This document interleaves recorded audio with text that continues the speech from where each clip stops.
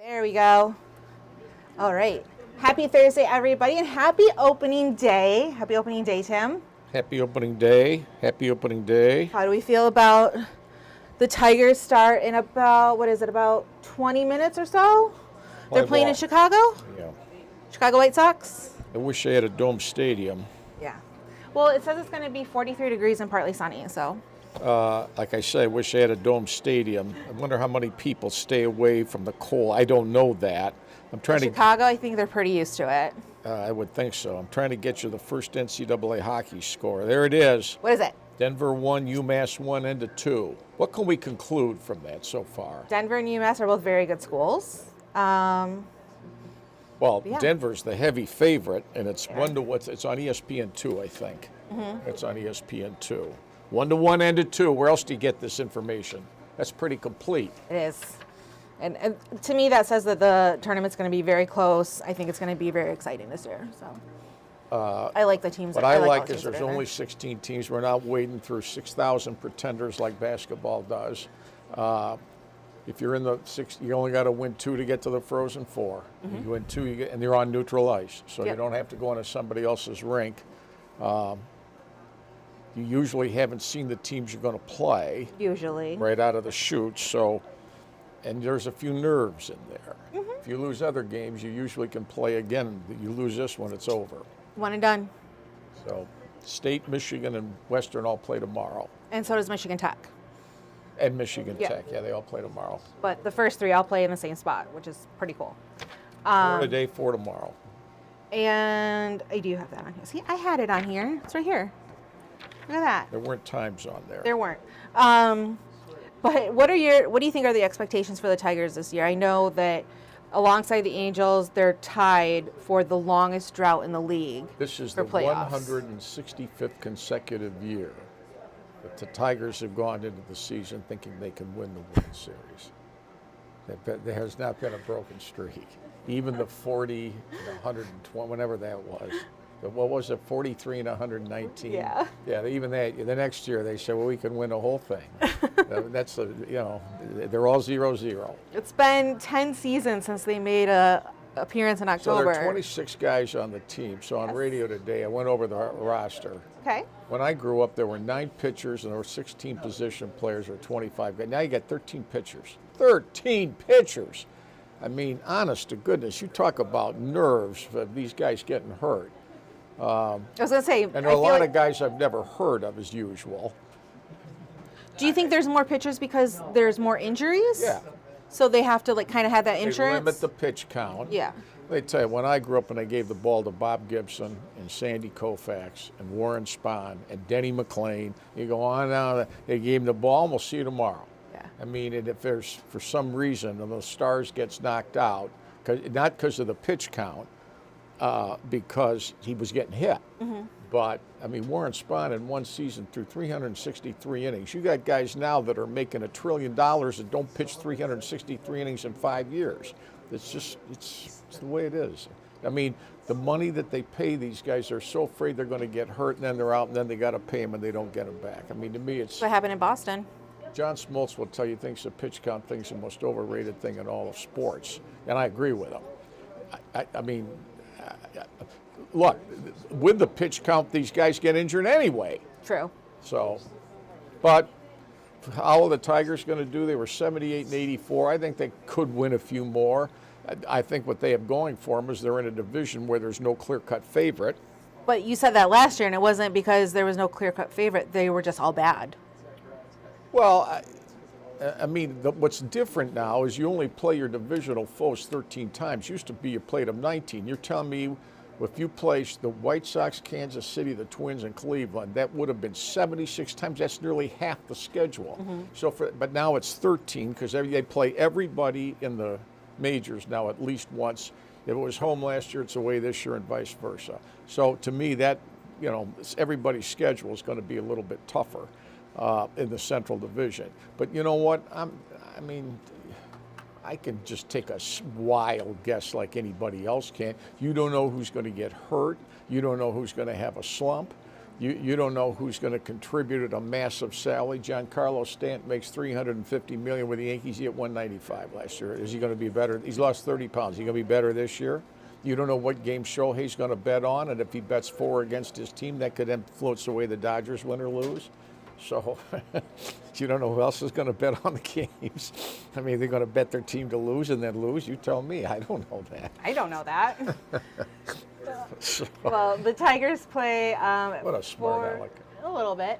4:10, I think. 4:05, 4:05. 4:10. After they get through introducing all the newcomers on each team, probably have an endless national anthem. I will tell you, they're playing in Chicago against the White Sox.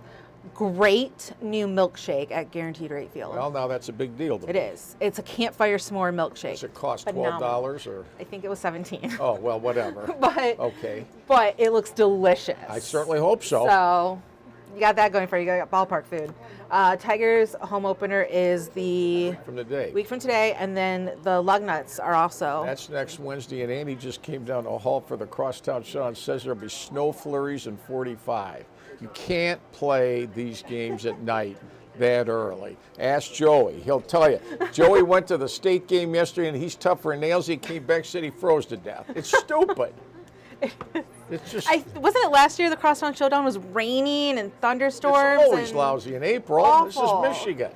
I mean, when they played it around the Labor Day time, when the September weather was what it was, it worked much better. Yeah. So now you're just, and you know what's too bad? It's a good event. I love the event. It's yeah. fun to play. It's fun. It's fun to go to. It's fun to go to when you can sit there in shorts and a T-shirt and have a beer or a pie, whatever it is you know, float your boat and have fun. But what's fun about sitting in the snow? But it's next. But yeah, it's next one. I get cold just watching these games on TV, sitting in the studio. Well, we will be having extra innings again this coming season, so you'll find that on Mondays at 9:30 a.m. right here on the News 10 Plus digital desk. So we do have that going for you, Lugnuts fans. Did you see this? Caitlin Clark is invited to the Olympic camp, training camp, which is April 3rd through 5th, but the women's Final Four is April 5th through 7th. I don't think Iowa's going to be there. So you think she'll have a clear schedule? Well, I mean, if I was in the Final Four, with all due respect, Olympics, you got to let them play it out. We're going to cut her? No. Are you going to cut her if she doesn't make it because she's getting ready for the Final Four? I mean, come on. But I don't see Iowa getting out of the Albany Regional. Okay. I think they're going to lose. They're going to get all they want from Colorado. If they win, then LSU is a toughie. And they've played at LSU before. LSU's a toughie. And how did that work out for them? I call this tournament the South Carolina Invitational. They should give a massive trophy to whoever loses to South Carolina in the championship game, because you got there to get drilled by them. They're pretty good, I'm telling you. Hey. I'd rather see them play in the men's tournament and see who they can Sometimes beat. that does seem like it would be better. Yeah, they're pretty good. Last thing we're going to talk about really quick is the MSU gymnasts who earned some honors. We actually have it right Yeah. here on our website. And She by the mentioned- way, if those two didn't make All-American, what would they have had to do to make All-American? They were a 10 every time. I was gonna say. They got dressed, went out in the floor, and it's an automatic 10.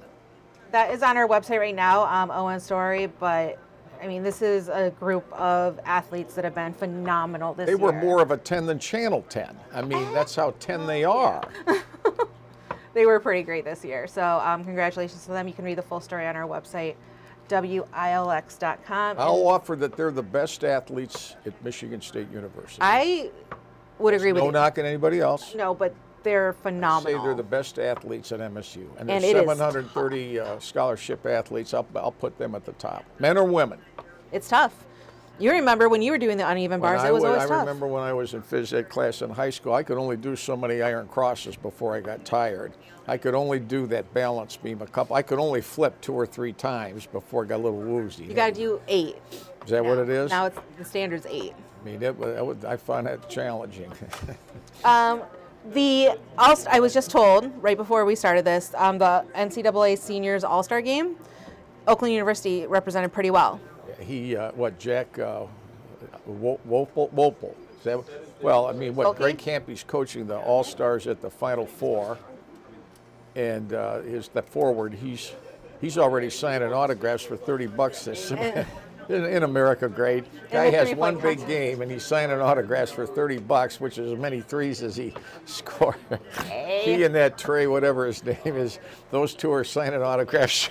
They beat Kentucky and they're getting $30. You know what? Before the Kentucky game, they didn't have any demand. Now after they can touch $30 a piece, take it or leave it. You saw all the Louisville fans bought tons of Oakland University merch just for beating Kentucky. Yeah. That's in America. Great. I love that. I absolutely love that. Now, how many he's going to sign for $30? That's that's a different. I don't know. That's different. It's pretty cool to see Oakland represented pretty well, Sure. like continuing the whole for thing. him. And great coach, great player. He should send half of it to Kentucky. Half the money he signs for that autograph, he should pay Kentucky half of it, because if they'd have lost, he wouldn't be getting 30 for an autograph. I'm just telling you. There's the payout.